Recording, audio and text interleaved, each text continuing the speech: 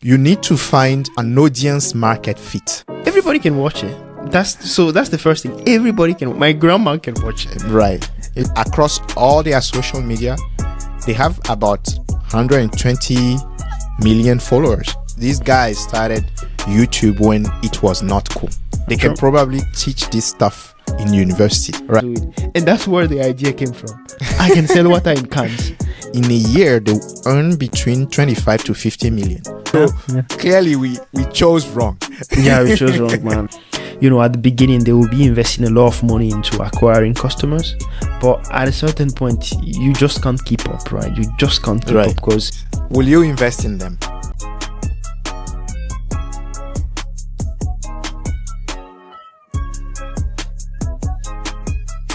So there is this debate on YouTube, right? Yep.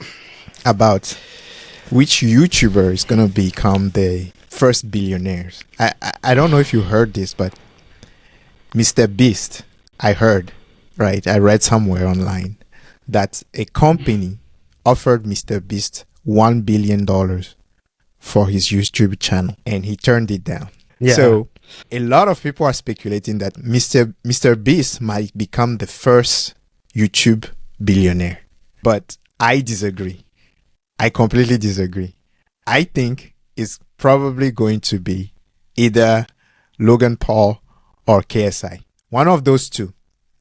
And I want us to do a deep dive of the business that is going to allow them to become billionaires in this episode. Lovely, man. Okay, let's do that. I actually know quite a bit about the company, and since you told me, I also tried the drinks, and you can even see the bottle here. I just brought a bottle in today to show you guys that I've tried the Prime drink. Though I also have the bottle. I actually have 3 bottles, right? Jesus, I haven't tried it yet, but I'm gonna try it in the episode. So stay tuned, guys. Okay. And I'm gonna tell you what it tastes like. Okay. Anyway, let's dive into it. So let's talk about the company. I mean, the company started really recently, right? Just a year or so ago, and this company just came up from nowhere.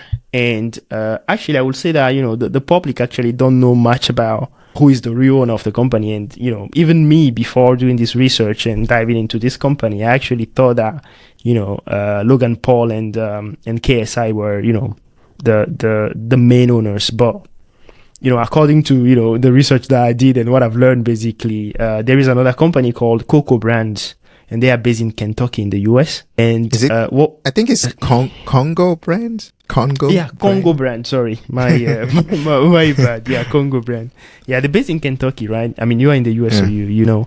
And they seem to be, like a hub for brands where they kind of create brands and they partner with, influencers to, kind of help them take their product to the market, really. So anyway, talking about the whole hub thing, I've always thought about, that thing. And for me, that's like a cheat code. It's like you get people together, you just kind of guide them a little bit, provide them with a little bit of infrastructure, and a little bit of structure as well, and then you get a little bit of equity, or sometimes a lot of equity. And in this case, actually, Coca brand is getting most of the equity, I believe. And according to what you've read so far, KSI and Logan Paul have a 20% equity in this whole thing, which is very interesting. I don't know what you think about it, though. Yeah, I think this whole approach to building a business is pretty smart, right? Because when you look back and you look at all the influencer businesses, for example, Skims, right? Kim Kardashian brand, and you have Fenty Beauty, for Rihanna brand, right? You look at those two things. I'm sure there are more examples out there, but you look at that and you tell yourself, okay, if you are a good operator, right? You know how to operate businesses, you know how to set up infrastructure, you know how to hire, fire, and run a company, basically. Which I'll tell you, most of the influencers are not really, most of them, right? Not all of them, but most of them, they are good at marketing, using their image to basically create some kind of debate or talk about a product and stuff like that, or about themselves. Because in this case, if you're an influencer, you are kind of the product of your company, right? You are kind of selling yourself. So they are good at doing that, but they are not necessarily the best operators. So imagine you you are a good operator and you partner with one of those guys, because operators also sometimes have this negative side. They are not good at sales or marketing. Right. That's actually very, very, very true. What you are saying is very on point, actually. You know, for me, I really think that this is like the agency kind of communication or agency business 2.0. And what I mean by agency or communication business is usually, you know, there are like a lot of agencies now that manage, you know, social media or like Instagram and TikTok celebrities. So they will be just managing them and helping them, you know, get their deal, partnership and stuff. I think this is like a great idea, really, if you are in that business. You know, you just come up with, you know, some kind of good things that they can sell. I mean, you bring the idea up to them, and then, you know, you use their brand in partnership with them to kind of, you know, create product, and you guys will sell it to, you know, the influencer community, and easily, I think you can make a good amount of money from there. So yeah, that's a good one. Unfortunately for me, though, I don't know any social media celebrity, right? So I can't use the bot, man. I can give the tips or the teas to people that are listening or watching, but hey, unfortunately, I don't know anyone, right? Yeah, but like, it's not guaranteed, though. I like to point out that it's not guaranteed that you just go to an influencer and you are like going to be successful out of the gate. There is these two podcasters and YouTubers called Samir and Colleen, I think. And they have this saying that as a YouTuber or someone who is selling, influencing, I would say, right? You need to find an audience market fit. And this is a term that they've used, and I thought it was very interesting. And what that means is just like a product market fit, right? But as an influencer, you need to find a product that will fit with your audience based on your own brand, right? So if you don't like make sure that you do a very good due diligence before you come up with a product first. So the product that you have to select has to match with the personality of the brand ambassador or the influencer that you are choosing for your business.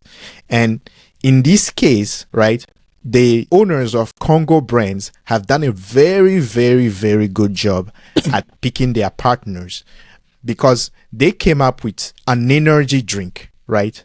A sport drink.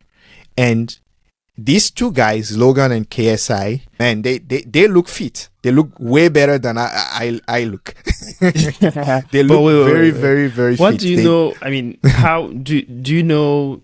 How do you know these guys? I mean, do you know them that much? Because I mean, my side, right? You know, I've been on YouTube like everybody else, and you know, back in the days, I mean, a few years ago, when the whole kind of gaming trend started, right? These guys were like the mogul of that, right? They were playing FIFA online, and then they grew like a huge community, you know, at the beginning, etc. And then, you know, KSI especially moved into like boxing, and him and Logan, the fought actually twice, and then rapping and stuff, and even his album go like #1 in the UK, I believe his second album. And, you know, he's been doing quite a lot of stuff. So regarding the fitness side of things, you know, it's like a very, very good partnership. But I mean, on your side, do you know much about these two? Were you following them? And I don't know, are you a fan or whatever? I'll say on my side, I actually didn't know KSI. I only discovered him this year, actually. Wow. I didn't know KSI. So yeah, that's weird. Whoever is watching this, I'm telling you my age, right? Basically, I don't know KSI, but I knew about Logan Paul because I'm in tech, right? And back in the days, I used to follow startup a lot, and you know, we talk about startups and businesses on this podcast. And at the time, there was an app called Vine, which is an app that will allow you to post, say, like a 30-second video or 1-minute video at a time. And that was during, I think, 2014, 2013, around that time. And it was the app boom, basically. Like everybody was creating an app, right? Everybody was chasing this, just like AI now. Everybody want to create something about AI. Everybody was building an app for either iPhone or Android. And Vine was one of those apps. It was quite a little bit successful. People will go and do some kind of sketch comedy or some stupid stuff on there. So that's how I got to know Logan Paul. He was like the most popular person on that app. I don't know if you know King Bash. They were all together at that time, right? Yeah. And unfortunately, Vine died. It was bought by Twitter, but they didn't really manage it well, and it died. So these guys moved to YouTube. Yeah. Okay. And that's how they started YouTube and Instagram, by the way. That's how they started growing their audience. Between both Logan Paul and KSI and across all their social media, they have about 120 million followers, which is quite big. Yeah, that's many. Okay, your story of, how you came across them is a good one. That's a good one. Me is just, Googling and, looking for so at the time I wanted to improve my FIFA skills. Please don't laugh at me. And one thing, led to another. I ended up on KSI videos back then. But I mean, coming back to the business side of things, right? KSI, he's been quite successful, because it seems like he is the owner of Misfit Boxing. He's like a platform that promotes boxing. He's doing something for vodka that they are calling XIX. And it's like a flavored vodka in cans, which is something quite interesting because it reminds me of one of our venture that we wanted to do, but unfortunately we didn't. We didn't succeed. But I think that one as well is quite a good idea because I've never seen vodka in a can actually. That's something really good that can work as well. So I mean, he's had few ventures, and the same for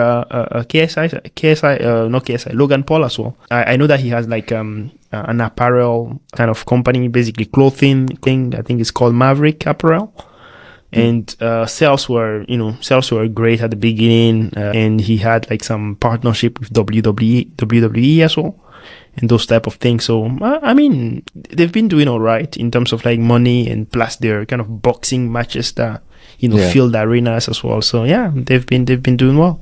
Yeah, these two are really, really prolific. They've managed to grow their audience very well. Logan Paul, remember when you were a kid, right? How we loved WWE. Gaming as well, bro. Gaming too, right? So these two, they have the Gen Z and pretty much the teenagers. Kids who are in their teenage years. Yep. They have that crowd on lock, kind of unlock for real. Because just think about it. I remember when I was a kid, the way I loved WWE, I would not miss an episode, and I loved all the fighters. Like at the time, The Rock Johnson was one of my favorites, and imagine The Rock Johnson is selling a drink. Man, I will buy that drink. You buy that drink for sure. I think for me, right, this thing, the way they kind of came up, both of them, made me kind of think a little bit about, school and education. And really, I think there is a very famous quote from this guy. I believe his name is Sam Worf. I forgot his name basically. But basically the quote goes by like this. It says, you go to school to learn how to think, and that's it. So I believe that these two, they just went to school to learn how to think, and then maybe they quit and they didn't do very long education where they focus on or trying to get a master's or a PhD. They just went to school to learn. And then they learn how to think, and then they stop, and then they just brought, all the things that they learned to kind of making money and stuff. But that's interesting. Yeah, don't even get me started on the school and thinking thing, because it's gonna take this podcast in another direction. But yeah, I can imagine. Definitely, they definitely played their hands very well, right? If you think about it, these guys started YouTube when it was not cool, right? They had the first mover advantage, and they stuck to it. Like they did it for a very long time. Yeah. They can probably teach this stuff in university, right? True. Today, I think Logan Paul, I googled this a little bit. He's worth about 75 to 130, 120, 130 million. And Logan Paul is worth, around the same. And they both earn in a year, they earn between 25 to 50 million. That's a lot of money. Yeah, that's a lot of money for young kids. So clearly we chose wrong. Yeah, we chose wrong, man. Yeah, you just need to get off the school train not as early as possible, but man, I mean, undergrad is okay, man. Go do something. Anyway, let's come back to the product now. Let's come back to the Prime product, right? Yep. I mean, I've had a look at it, and as I showed you before, I've tried it. I tried they call it Tropical Punch. Right. That's the one I tried. But basically, they have like 3 categories, right? They have like 3 categories of products, and they call them, I believe, one is like hydration, one is energy drink, and then the last one is like hydration plus. So hydration is, according to what it says on the website, is targeted. It targets the what's the name? The athlete, and they have like few tastes and stuff. And then the energy drink is just full of caffeine, really, and is like an energy source. Right. And they also have like few, taste and flavors or whatever. And then they have the hydration plus, which is like something that's like blend. You need to blend it with water, basically. Yeah, it's basically a powder. Exactly. That you blend it with water. Yeah, exactly. So that's in terms of like product category, that's like how they kind of broke their product down. But really, for me, right, one thing that I usually love a kind of understanding regarding their companies when I'm looking at them is, like the type of product. Is it like a commodity? Is it something, that's like special? But in this case, really, it's just a commodity, right? It's like a sport drink. And, making a sport drink is not rocket science, right? Like a lot of people can do this. And really here, I think their kind of advantage is the fact that they are very well known, as we talk about how they have the Gen Z on lock, and also how they use some of the component of this drink, like the things that they put into it. They made like very, very good choices. I don't know, what do you think about this anyway? To be honest, I'm not the one to drink energy drinks and hydration drinks. Hydration is not too bad, but energy drink like caffeine, I'm very conscious about like what I put in my body. So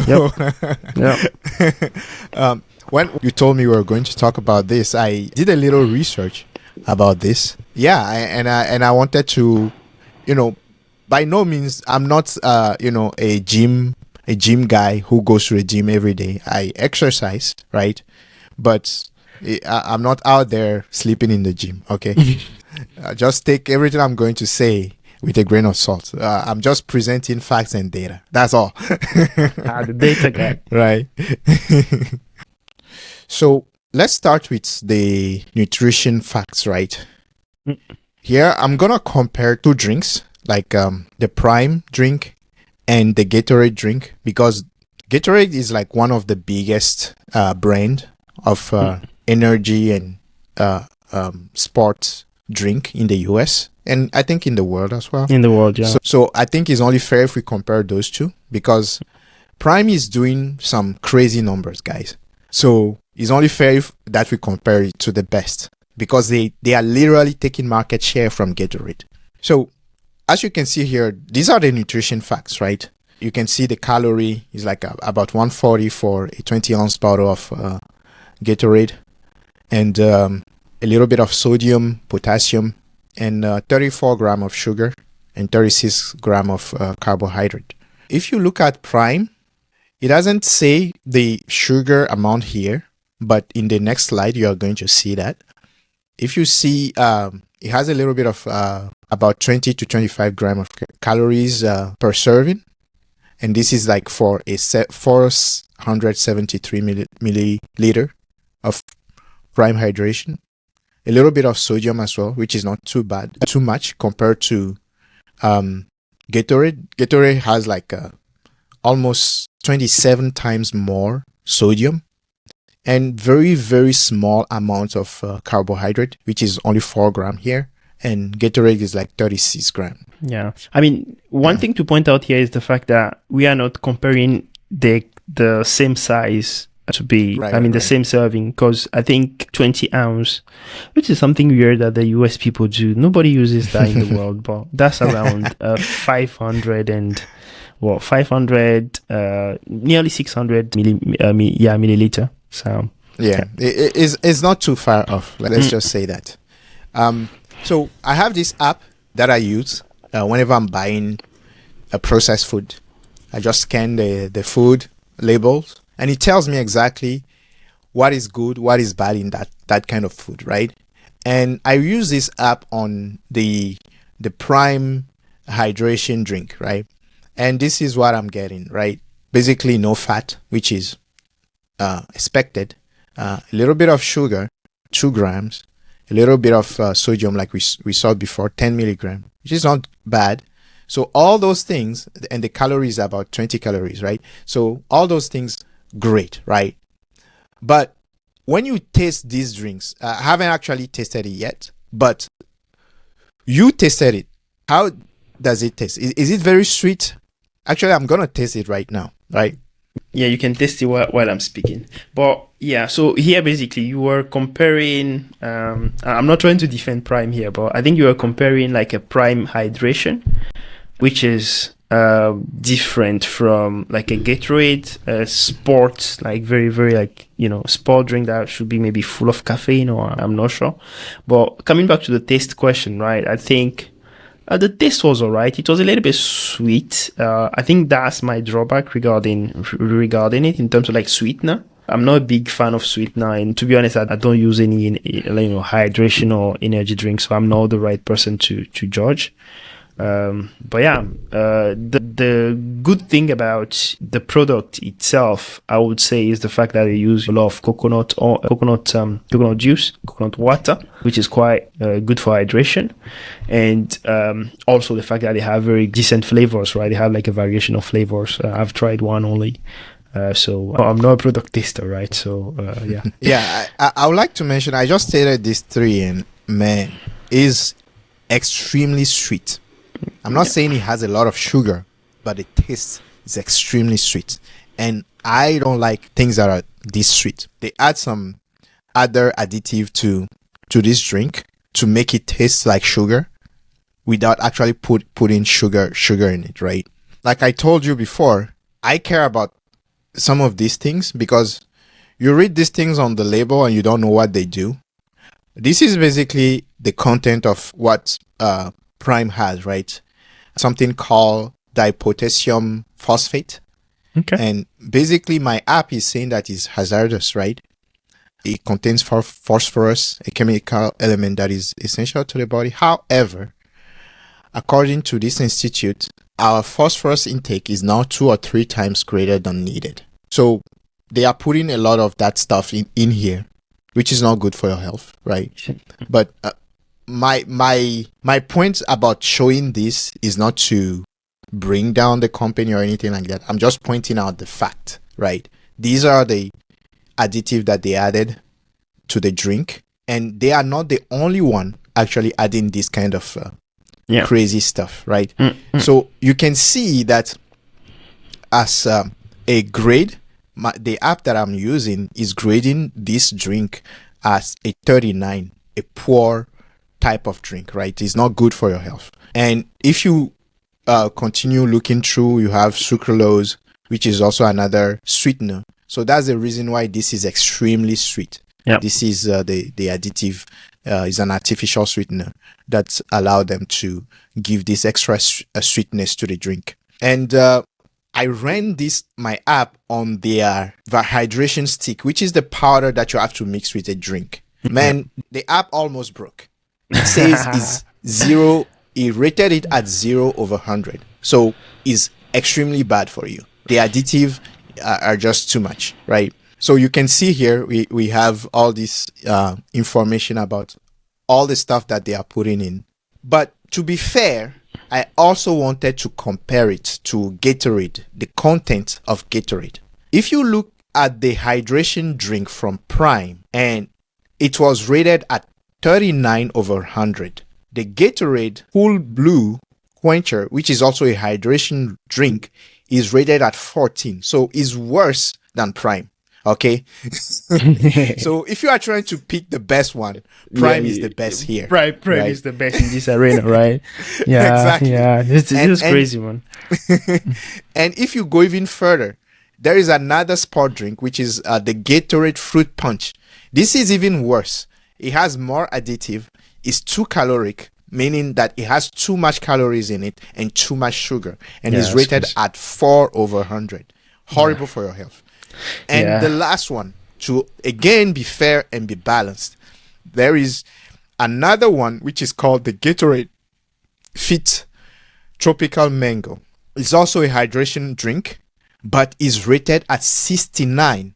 So that is even better than the Prime. All the Prime product is better than all the Prime product. Why? It doesn't have a lot of sugar, right? It has 1 gram of sugar, a little bit of sodium, but not too much. The calorie is very low as well, 10 calories.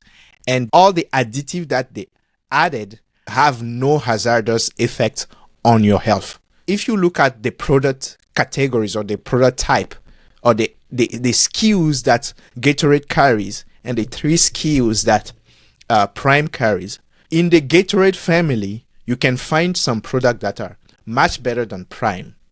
But at the same time, there are very popular products in the Gatorade family that are horrible compared to Prime. We can say that none of them is the best. They are. Yeah. Someone like me will just avoid both of them. Yeah. I mean, I think in the sports drink industry, right, the drinks are always bad for your health, right? And usually what I've seen is when people are done with like an intensive like workout, they usually like to increase their sugar intake. So they will drink something that has like a lot of sugar and stuff. Obviously, these things are not good for your health. You know, we know all the kind of scandals around Red Bull and all those things. But hey, that's the game.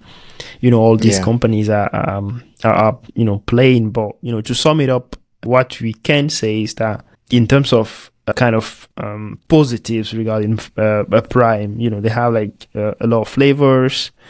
They use a lot of coconut water, which is good for hydration. In terms of drawback, is the sweetener, really is the sweetener. Yeah. But the additive again, me and you, we are not the target for this product. Yeah, we are not. We are not a target. And I would say we try to stay as natural as possible. we are not a target, but yeah, cool. So, I mean, in terms of how they are doing, right? In terms of how they are marketing this product, I think that's what they are doing is amazing. Actually, what they are doing is amazing, and based on my understanding, for me, it's like they are replicating, the Jordan and the Yeezys type of strategy, the strategy that both these brands use at the beginning, which is basically playing with supply and demand, right? So you have to really make the supply really, really small. So a scarcity, make the product exclusive, make it look cool, and have, people to endorse it. And then you make the demand, very, very big by making the product, cool. Obviously, when you make the product cool, people would try to get access to it, but the supply is limited, so it just drives people crazy, and that's the bet. And they are doing that really, really well, really. That's how they grow, their brand. I don't know what do you think about this? They are basically creating a sense of scarcity, which is not real, but is a marketing strategy, right? If you look at the Jordan, I'm a big fan of Jordans. Jesus, I didn't know that. Not all the Jordans. I like the Jordan 1, the high top Jordans. Okay. So those are the ones that are not like on the market like that. Okay. That's the only Jordan I like, by the way. Okay. So have you invested in Jordan? I really want to know that. How much money have you put in Jordans? I want to know. Couple of hundreds. Really, how many pairs do you have? I'm really curious. I think I have like 3 or 4 pairs. Okay, okay. So you are like very. I'm a beginner. Yeah, you right. are. You are not even a beginner, bro. You're not even a beginner. I'm not even in so, the league. No, you're not even in there. I thought you were like what's the name? You're like a collector, you know. No. You had like, I don't know, maybe a room full of nice, Jordan 1 high tops. I don't know. I wish the Chicago Bulls that sold, I don't know, around like $1,000 or $2,000. No. The Blue University or something they call it. I'm too frugal for that. It's funny. But it's funny. Here you go, right? Like even today, right? If you go to the Nike site and you try to order these Jordans, it's not that Nike cannot produce a lot of them, but what do? They do something called a drop.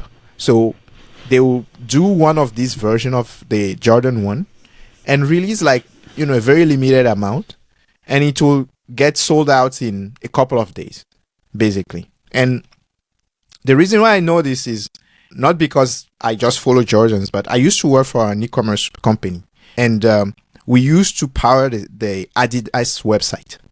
And when the Yeezys will drop, right, they get sold out in maybe an hour or sometimes 20 or 30 minutes. The whole stock will be gone. Yeah. And the reason why is that people will create these bots. They are just like programs that run on the internet, right? Yeah. And they monitor your site. Kanye will tell, like, before it drops that it's going to drop on this date. These bots will be pinging our site. And the moment it drops, they already programmed these bots to buy as many Yeezys as possible. I see. And they do it. Something that is $150, you will see it on eBay later, because these bots have bought so many and nobody can get it from the Adidas website. You will see it for $300, $400, $500, even $1,000 sometimes, right? Yeah.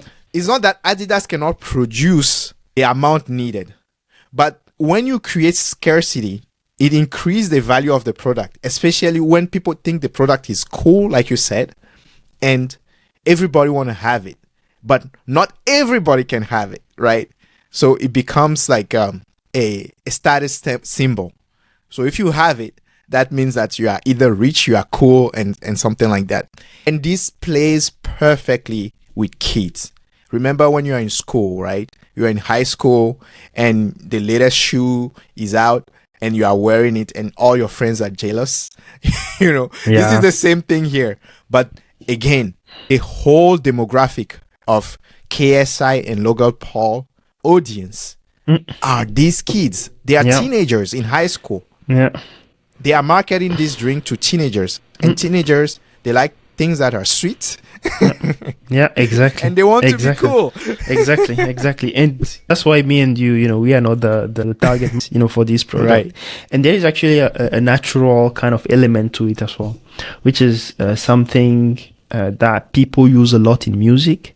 So basically, right, the things that we do usually, I think between when you are 15 to 21, really always stuck with us in terms of like music, in terms of like gaming. Usually we usually idealize, those kind of period. Right. And I mean, for myself, I can tell you that all the kind of songs and albums that I listened to back then, I can still kind of name some of them because I was too much into them. And if you are in the music industry, right, if you are an artist and then you manage to capture an audience at this time and then you grow with them, they are yours forever. So this is something that both KSI and Logan Paul are leveraging like heavily because of this whole gaming thing that they did back then, especially KSI, where, he was doing his kind of videos, playing game, and all the kids, the 15, the 12, the 10 years old, they were watching this, and these kids grow with him, and that's like a massive advantage, right? They've got, all these kids on lock really, and that's their main market. So they kind of Generation Z kind of kids, and these kids are many really. Like there are a lot of people that are Generation Z. I mean, most of them are not kids anymore, but I believe in the US they are like 70 million. That's a lot of people. If you take like half of it, assuming that half are like into gaming and stuff, I think even more than that, right? That's like their customer base. And really, in addition to this, one thing that they've been doing really, really well as well is about like sponsorships. So they have like a sponsorship with NASCAR. So everybody that's in car racing, they have a sponsorship with the Premier League here in the UK. I'm not sure if you know Haaland. So Haaland is like one of the best strikers in the world now. They just signed a deal with him few months ago, and Haaland did an ad for them as well with Prime. And they also have a sponsorship with, I believe, the LA Dodgers, the baseball team. So in terms of sponsorship as well, they've been doing really, really well. So yeah, I mean, kudos to them, right? They are doing really well in terms of like marketing strategy and, getting their customer, getting in front of their customers really, right? You just have to think about the competence of the people working with Logan and KSI, right? And you also have to think about how much money is really going into marketing this product. I can tell you, like, this is marketing on steroid. Because think of this, right? Logan and KSI already have about 120 million people following them. Mm-hmm. That's a huge number. Yep. Like, if you take any other brand, that should be enough, right? With all the ad that they are doing, that should be enough. But no, that's not enough for them. They are reinvesting all the money that they are making into making the brand very known. For example, a 30-second ad in the Super Bowl in the US is about 1 to 3 million, I think. A 30-second ad. Last Super Bowl, Prime was there. Yeah. Right? Yeah. This is a 30-second ad that's going to run on that day. And that's it. That's it, bro. That's it. Now, talk about the Premier League. This is one of the most watched soccer league in the world. Exactly, bro. How are they even getting these deals? Because from what I heard, Gatorade was the one sponsoring that the Premier League before. Oh, I didn't even know. Yeah. And they were able to get that deal despite being a smaller company. Yeah. So you have to think of the kind of people who are operating this business. They really want to take market share from the big guys as quickly as possible, efficiently as possible. Yeah. There is something that you mentioned that I wanted to kind of jump on, which is about the marketing spend, right? And this is why I hate, I'm measuring my word here. I really hate like commodity type companies, right? I just hate them.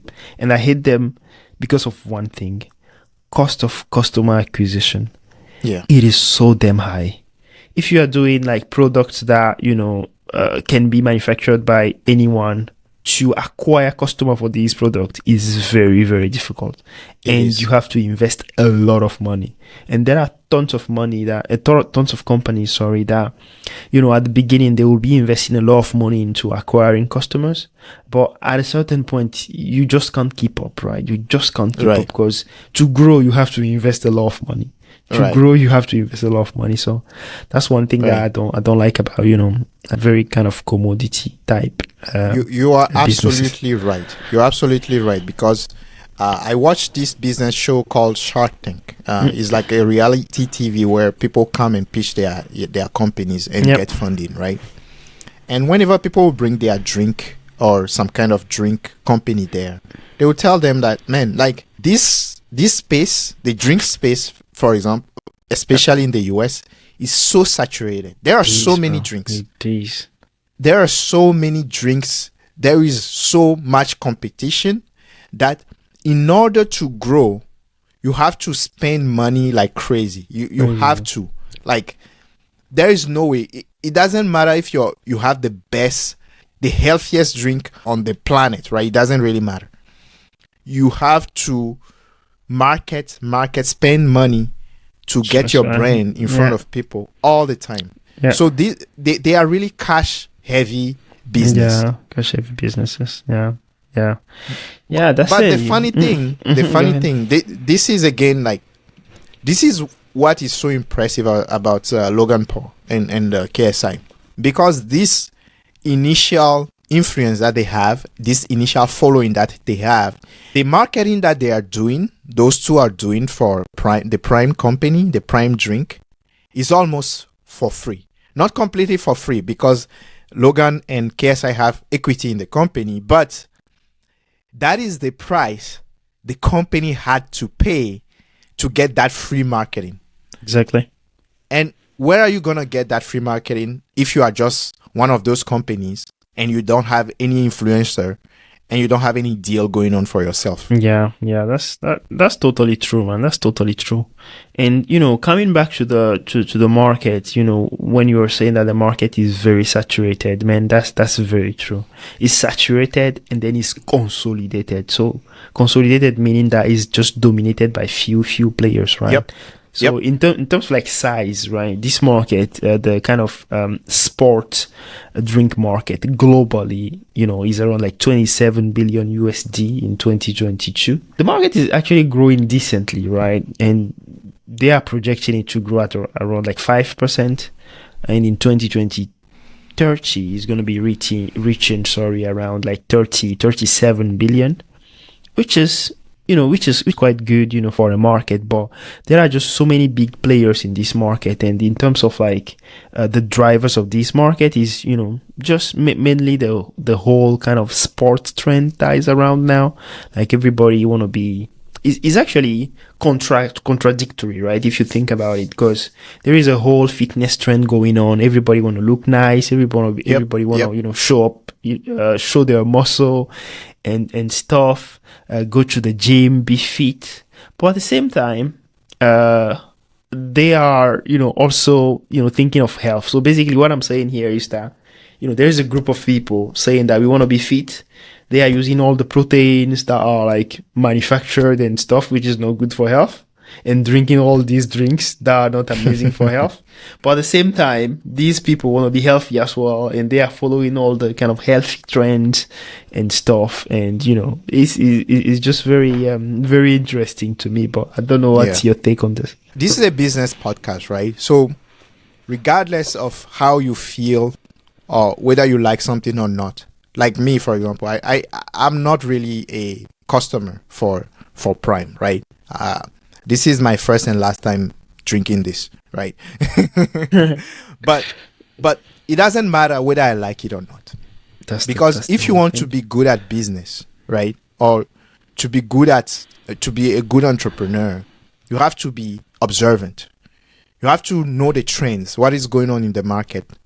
And maybe if you are a good operator or you are a good implementation guy, you can come up with an idea based on the trends and, profit from that, right? Capitalize on the trend. And health is a trend, especially in the US, where we have the highest obesity in the world, right? Here, eating healthy is something that a lot of people care about now. So even if you feel like, oh, I go to the gym, I don't drink anything unhealthy, the market is the market. If you are an entrepreneur and you know something about the field and you can deliver some value, it's for you to go out, find a trend, and see where you can bring a differentiator to the market. Yeah. And that's what Logan Paul and KSI Prime energy drink are doing. They reduce, like, no matter how we criticize them, right? The fact is that their product has less sugar. And sugar, like, if you are watching any mainstream media, a lot of people are talking about how bad sugar is for you. Even on YouTube here, right? Yeah. So they are capitalizing on that. Yeah. I mean, I totally agree with you, right? Because even in the UK, even now, I've heard of, things around sugar in terms of like laws that they are planning to put in place so that in supermarkets, sugarish stuff, things that have a lot of sugar, are not at places where everybody can see them very easily and then just buy them. So that's one thing that I learned, but it hasn't been implemented yet. But yeah, I mean, we were talking also about the kind of players in this market, saying that the market is very saturated and consolidated, and really there are like very few players, right? There is Coca-Cola, Right. and the main ones are Coca-Cola and Pepsi. Yeah, And Coca and Coca-Cola Pepsi are the Yeah, biggest players here. they are consolidated the market. They own all the brands that are, operating or doing well in this space. So when we are talking about revenue, Prime is among the biggest players, right? So the biggest of the biggest in this category, the sport drink category, energy drink category, is Gatorade, right? Their revenue is about 6.7 billion and is followed by Body Armor, 1.4 billion. Body Armor, if you heard of the name before, was just like Prime, was using influencer marketing, right? One of the biggest backers for Body Armor was the late Kobe Bryant. I think the company was purchased later by either Coke or Pepsi for about 1 or 2 billion or something like that. I don't remember the exact figures. Body Armor used to be, now it's a Coke company. So basically they're under Coke, and they bought it in 2021 for 1.4, I believe, 1.4 billion, yeah. Oh, there you go. There you go. And it was making about the same in revenue as how much it was bought. So basically it's probably worth 3 or 4 times that now. 5 Hour Energy. 5 Hour Energy is, I don't know if you've heard of this. In the US, it's pretty popular. No, I've never come across it, yeah. Yeah, it is like a very small bottle, like a 5 milliliter bottle. And basically they are like shots. You just take them and they are full of caffeine. Caffeine, of course. Yeah, and you feel super, Jesus. caffeinated once you take it, basically. Yeah. If I drink those, I'll die for sure. Then you have Lucozade, which is a smaller brand. Is more popular in India. Like, it's also in the US, but is more popular internationally in India and Africa. It's actually very popular in the UK. Yeah, it's one of the main ones here. Yeah, it's one of the main ones. Yeah, Lucozade is everywhere here, and I know a lot of people that, even me, I drank it maybe 1 or twice, but all right. Yeah, it's very, very popular. Yeah. The revenue is pretty sizable as well, is about $800 million. You have Rockstar Energy, which is about 487 million sales. Bang, I'm not too familiar with this brand, but they also make about 300 million. And the main suspect here, Prime, which is $250 million in revenue. And Prime is a very, very recent brand. Like, it hasn't been around for a long time compared to these other ones, but is making these numbers, so you have to respect it. Liquid Death, just selling water, 130 million. Hey, I love Liquid Death, man. I saw this guy's kind of how he came up with the product and everything on YouTube, and I was like, bro, this is crazy. And the whole, I mean, just to give like a quick recap on the story, right? This guy said that, okay, he used to go to rock stars, like rock concerts. Right. And at rock concert, really, Red Bull and Monster were the main, sponsors. Right. So they give a lot of Red Bull to, the artists, on the guitar and all those things. But what he realized is the fact that these artists will usually drink only one Red Bull or just throw it away and then put water into it. And then when they are playing, they just drink, their water. That's what they were doing. And that's where the idea came from. I can sell water in cans. And this guy came up with like an amazing marketing, which is just making this product very, very cool. And by making it cool, right, this guy just put like a skull, like a head, like a skull.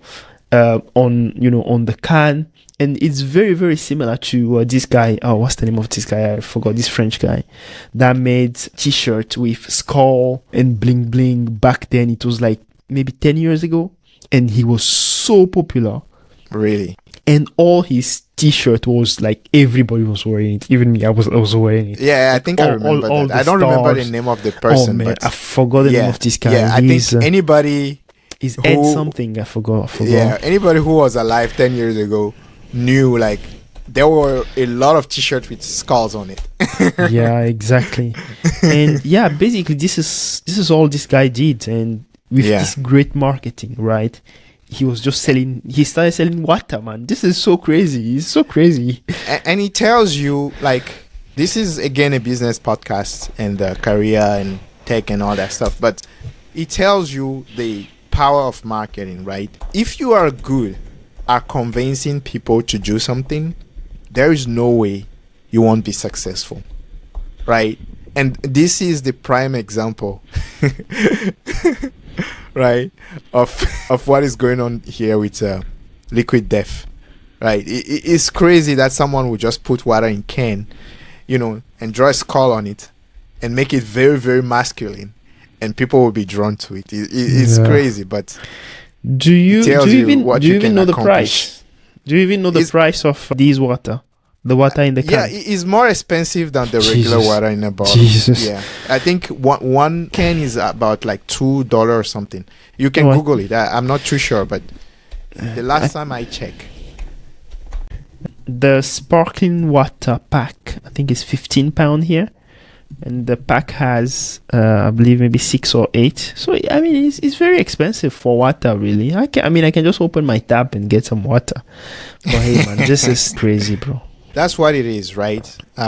Do a lot of marketing and you will be successful. But, again, like, it doesn't mean just go put all your money in marketing. Be smart. Yeah, okay? Yeah. I mean, there are like few companies that are not on this list, like Red Bull and stuff. But really, we are saying that the market is like very consolidated, right? That Coca-Cola owns, like, is the main kind of the main player brands here. Yeah, so Monster is owned by Coca-Cola, Powerade owned by Coca-Cola, Body Armor Coca-Cola, and then Fuse as well Coca-Cola. And if you put those together, it's like $10 billion in terms of revenue. Right. And Pepsi owns Gatorade, Celsius, and then Rockstar Energy Drink as well. So put those together is like $3 billion. So if you think of the markets, that we talk about in terms of size being around like $27 billion. So basically Coca-Cola has around like a third of this market, which is around like 30%. And then Pepsi will have like 10%. And then you have Luco-Days that will have maybe 7%. And then Red Bull as well will have around like the 20% or so. But yeah, as you see, it's Coca-Cola and Pepsi really. So yeah. Right. This makes me want to ask you a question, right? Coca-Cola and Pepsi are both public companies. Will you invest in them? Wow, that's a very good question. I haven't thought about that. I haven't thought about that, but I would say answer. I'm just thinking. I think over the long term, right? Maybe. But one thing I'm afraid of regarding Coca-Cola and Pepsi is about their recipe, right? Because I know that their recipe is like the main thing that they have, and they protect it so much, and they don't want to share it with like a lot of does the it world, matter, basically. Does it matter? Because they own the majority of the drinks. Yeah. So this is my take on this, right? Mm-hmm. Again, this is not financial advice for anyone. This is two random dudes talking about Coca-Cola and Pepsi on YouTube. So take this as just two random dudes talking, not financial advice. But this is my take, right? If you look at Coca-Cola and Pepsi, they own majority of the market. If I'm going to say something positive, is that they are so big that it's going to be very difficult to come and remove them from their place, basically, to compete with them. And whenever they see a smaller brand that is coming up to compete with them, they just buy the brand, and it becomes the company becomes bigger, right? So they have a chokehold on the market, the drink market, both of them. So from that point of view, I can say it's a great investment. And I think both of their stock will give you dividends as well. On the other side, right, with what we were just saying about health, being healthy, drinking things that don't have too many additives, too many, artificial sweeteners and all that stuff. If the world start like shifting completely into that direction, then, which is a very big if, because people love sugar. No matter what you say, you can say it's going to kill them right now, they will still drink it. Okay? So that is a big if. If the world shifts into that direction where, or even there are laws, let's say there are laws that will prevent them from using some of their artificial sweeteners or some of the level of sugar that they are putting in these drinks, then at that point, I would say they are in trouble. But again, these are big companies. They have a lot of power. They can influence a lot of politics. So I don't think this will be happening anytime soon. But that's my take. Yeah, I mean, in a way, that's why I actually didn't have like a strong kind of take on this, because this is a very tricky one, right? So, I mean, as you say, they control the market, right? And on that side, they control the competition and whatever. On that side, I don't have any argument on that. The thing that I'm scared of is, the healthy trend. And this healthy trend has kind of impacted a lot of companies in the past regarding, health trends that companies didn't follow. And the government, I gave you the example of in the UK here, where there are kind of thinking of some laws to hide drinks and food that have a lot of sugar in them. They don't want to put them like on a top shelf anymore. They will put it like at the bottom shelf or somewhere where to get it you have to do a little bit of effort. So those type of things can really impact this. And just to give you an example, right, there is a company called RJR Nabisco. So if I'm right, RJR Nabisco used to be the owner of Marlboro, if I'm right. You know Marlboro, right? Yeah, Marlboro, the cigarette brand. Cigarette company. Yep. Yeah, if I'm right, they used to be the owner of they used to be the owner of Marlboro, Camel, and all those cigarette brands. And back in the 90s, right, when so in the 70s and in the 80s, everybody was smoking cigarette, right? Like everybody was smoking, and that's like you see ads of athletes, smoking after they play basketball or whatever. But in the 90s, this whole thing started changing, right? And RJR Nabisco, they didn't follow that trend, and they didn't invest in, trying to make their product better in order to meet those new standards. And then they lag behind, and another company came and took their place.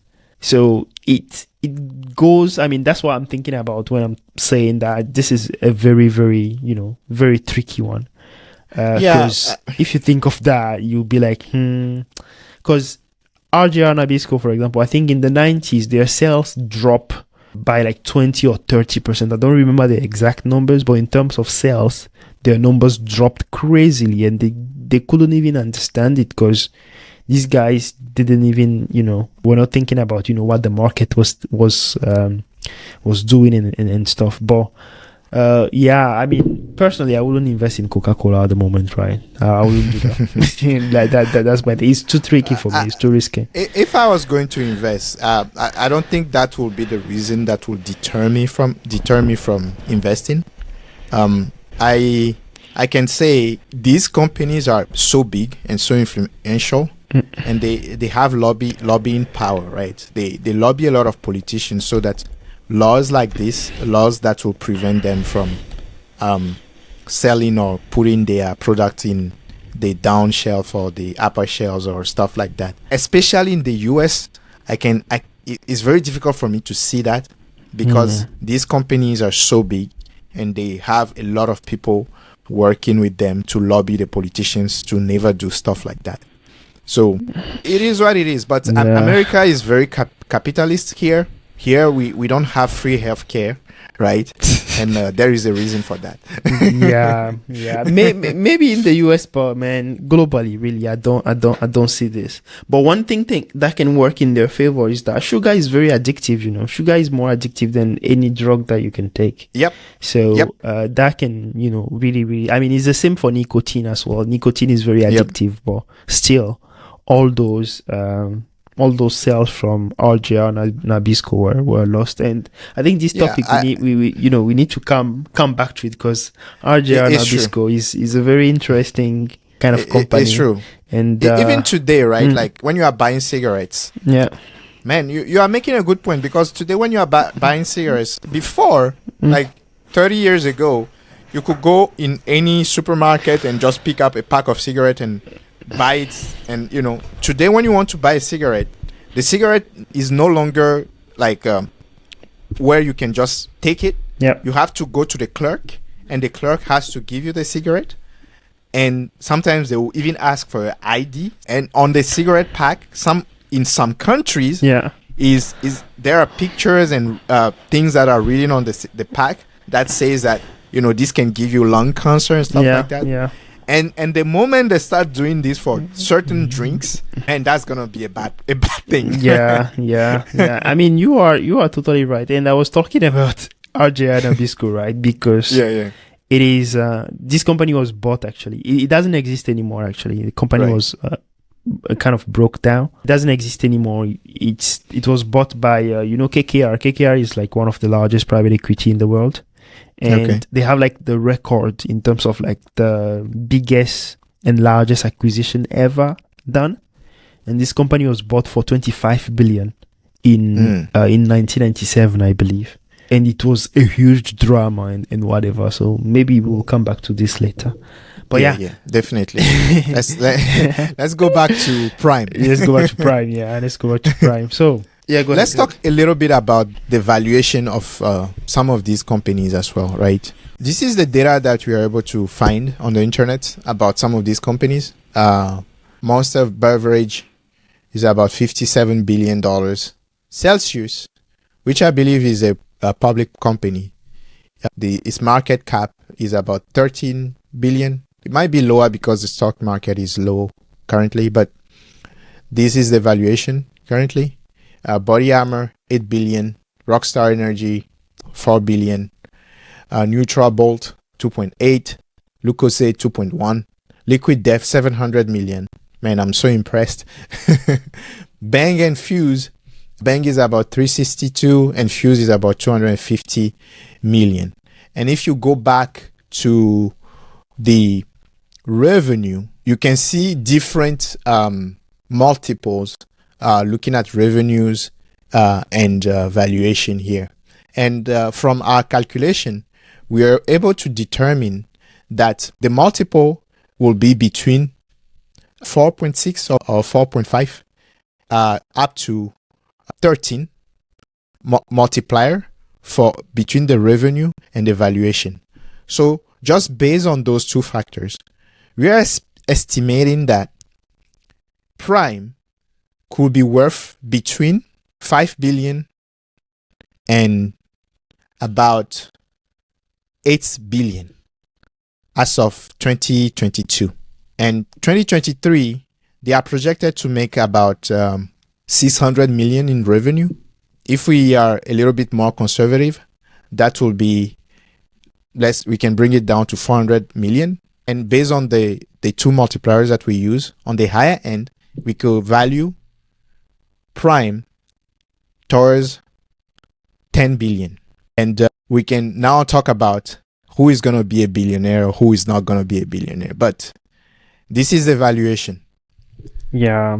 I mean, on my side, I would say I would kind of stay at the safe, the safe side of the valuation, and I would say something around like 5 or 6 billion. Sorry, that will be on the very safe side for me. But yeah, regarding who is gonna be a billionaire, I mean, this is something that a lot of people have been talking about on YouTube, as you said, at the beginning of the podcast. Yeah, me personally, I think that by selling these companies in the next, I don't know, let's say if they sell it now, I don't think anyone is gonna be a billionaire. That's just my take on it, because if I say, it's 5 billion, right? 5 billion, and they have 20%, a share of this whole thing. So 5 billion, 20% share, that's 1 billion. 1 billion, if they are 2, they divide it by 2, that's 500. 500, they have to pay the tax guy, that's like 300. So, yeah. They are not billionaires. Again, the media is not very clear about how much ownership they have. Okay, they are saying 20%, but we don't know if both of them have 20% or each of them has 20%. They have 20% each, so that means both of them will be 40%. Yeah. In that case, everybody is making $1 billion. Even if they are 40%, I think, even if they are 20%, if we take 5 billion, everybody's going to be making 500 million. Because you are thinking after tax. Yeah, after tax, of course, yeah. Yeah, I'm not considering tax. I'm considering the value of the property, the value of the assets that they have, right? Yeah. Because they are not, unless, and these deals, right? These deals don't, sometimes it can be an all cash deal, right? Where another company comes and they just buy everything out. But it will be foolish for a company to come, buy it, and not have some kind of clause in the contract to keep them as promoters for the brand. It will be foolish, right? Yeah, totally. And you want the brand to grow to a certain size where is like a Gatorade, where the brand is so known that it doesn't need an influencer to push it anymore. Yeah. For that to happen, and maybe that's why they are spending so much on advertising, right? But for that to happen, you want to reach a certain scale, and by the time they reach that scale, we will not be talking about 5 billion. We will be talking about 20 30 billion at that point. Yeah. Well, what I would say is that if they wait in 3 years, if they wait and grow the company, and then in 3 years they will be billionaire. But if they're selling now, I think what will happen is that they will get some cash, and then they will give them a little bit of equity in the company. I mean, they will keep a little bit of equity, maybe 5%, or I don't know, maybe like 2%, and that's not going to make them a billionaire, right? So for me, what I would say is, you stick in this kind of, what you are doing for like the next maybe 3 years. You grow with the market. They are even growing like way above the market, right? Because the market grows like 4%. You do that for another 3 years with all the ads and all the kind of, things that they are doing. And then if you were to sell this, I mean, the revenue will be way higher than the revenue will be over the 1 billion. Right. And with the revenue being over the billion, and we apply like a very high multiple, maybe they can get there, yeah? If we take the situation they are in, right, and let's compare it to Mr. Beast, right? Mr. Beast has a couple of companies himself. He has his YouTube channel, which is one of the biggest in the world, which generates more money than most channels, right? But that thing, it's a lot of money because all his money is reinvested in creating content, right? Is a good engine for marketing, but at the same time, I don't know if it's very difficult to value it, or I don't know if you understand. Like, it's very difficult to value it. Yeah. Because it has first of all, they are built on someone else's platform, YouTube, right? Yeah. So there is no real ownership. Yeah, they can take their content and move it to another platform, but that's not something that is easy to do. So they have their content, and should we ask maybe, like, is Netflix going to license this content? I don't know. Like, I don't know. The content is viewed, but it's for free on YouTube. Wow. Why will Netflix license it? Yeah. Right? So I mean, it's hard to value Mr. Beast YouTube company. Now, let's take his other stuff. He has his chocolate brand that he sells.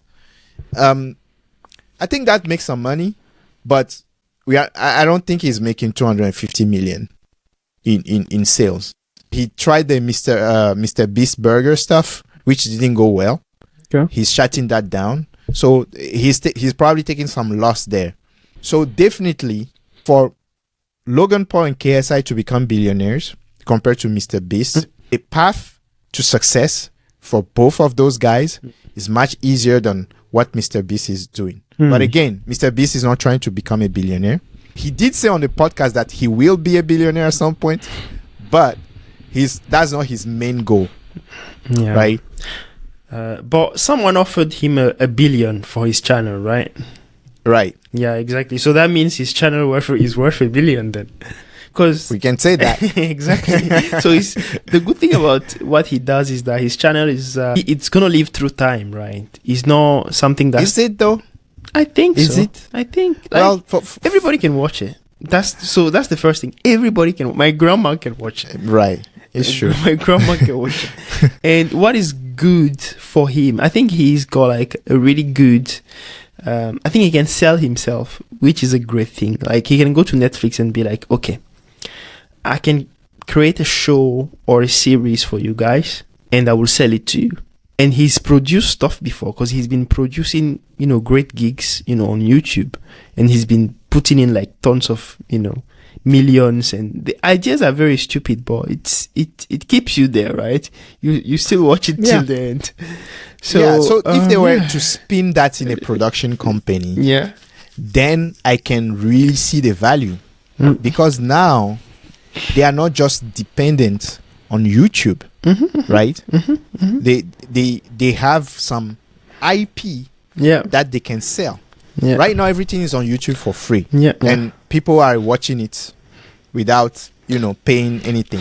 But if you want that exclusivity, you go develop a show, sell it to Netflix, sell it to all those big networks, and then you have a real company. Wouldn't you say that is the same thing though for KSI and what's the name, and Logan Paul? It's like Mr. Beast is in partnership with YouTube, right? And maybe he's like, maybe, I don't know, is he 50-50 or 40-60? Maybe he has 40%, then YouTube has like 60%, right? Because YouTube it's 50-50. I think it's 50-50 for the ad revenue. Okay, right? So YouTube get like some money on the ad, but if you think about it, the ad that YouTube plays is not the only thing that he sells, right? Maybe he gets like other ads revenue from some other stuff that he does already. Right. So that is a good point that you brought up. He talked about this in the past because his videos get so many views that is too expensive for companies to advertise in his videos. I see. So this is the reason why he has to launch his own companies, so he can advertise those companies. Because to be promoted in a Mr. Beast video is going to cost you as much as your advertising budget for the year. Yeah. That's for most companies. So it doesn't make sense, right? And Mr. Beast will not give you a discount because you don't have the money. It's a business. Yeah. So he decided, okay, since I can promote other people's stuff, let me promote my own stuff. That's why he went to Mr. Beast. So again, this is something that people should learn from. Being just an influencer doesn't guarantee that you will be successful, right? If not, Mr. Beast Burger will have been successful. Implementation is very, very important when you are starting a business. Yeah. You have to be very good at implementing your business. So I'll say that. Yeah. I mean, on the burger thing, I think that's the wrong thing to do, right? You have to do something that, you used the word before that was like market fit or audience fit. Audience market fit. Exactly. So you have to do that. I mean, one guy that's doing the same thing now that I'm a little bit concerned about. I mean, I don't know him and who I am, by the way, is MKBHT. So he just released some shoes recently. Right. And for me, right, he's like the tech guy, right? So I was expecting him to kind of release tech stuff and he even said on one of the podcasts that he was actually in a partnership with a company to, come up with a phone, but they didn't want much of his input, right? The phone was almost done like 80%, like 90%. And he was just coming to, tweak maybe little things. Right. And then they will put his name on it, and he refused. But yeah, I'm more looking, for him to do like something around tech, not shoes. Yep. But yeah, for me to wrap it up, right, what I would say is that for KSI and Logan Paul, I mean, they've been doing great, right? And this Prime kind of business is a really, really good one. They just need to, stick with it for the next 2 or 3 years, and then they can, go and sell, basically. And I'm saying this because I think for me that's the only option, right? Because I don't see them becoming the market leader of this industry, because Coca-Cola is there and he's not going to leave anytime soon. Pepsi is there, Red Bull is there, so they can't compete with those. They just need to grow a little bit more, and then they sell. And to sell, they can sell to those, those big ones, the drinks company, or they can go toward the food companies, so the Unilever and etc. etc. They will be interested as well. So yeah, for me, I think that's I would say that's my conclusion, basically. I agree. I agree. I mostly agree. I mostly agree. Okay. Because like in their shoes, right? They are not really business operators, and do they really want to carry this brand for the next 10 years? If the company was to go the IPO route, right? So you have to be in for the very, very, very long run. So are they willing to do that? Probably not. So the best alternative will be to be bought out by, the Coca-Colas and PepsiCos for, a good, 10 billion and, become billionaires. Yeah, I think so. Okay, let's wrap it up, man. It was a great chat. All right. Yeah, so guys, don't forget to subscribe to the channel. Really, you need to subscribe to support us. And also, we have a newsletter. The link is going to be in the description. If you want to have, a kind of brief summary of what we just talked about in a really, really kind of nice way, go and click on that link and subscribe to our newsletter. So, thank you, man.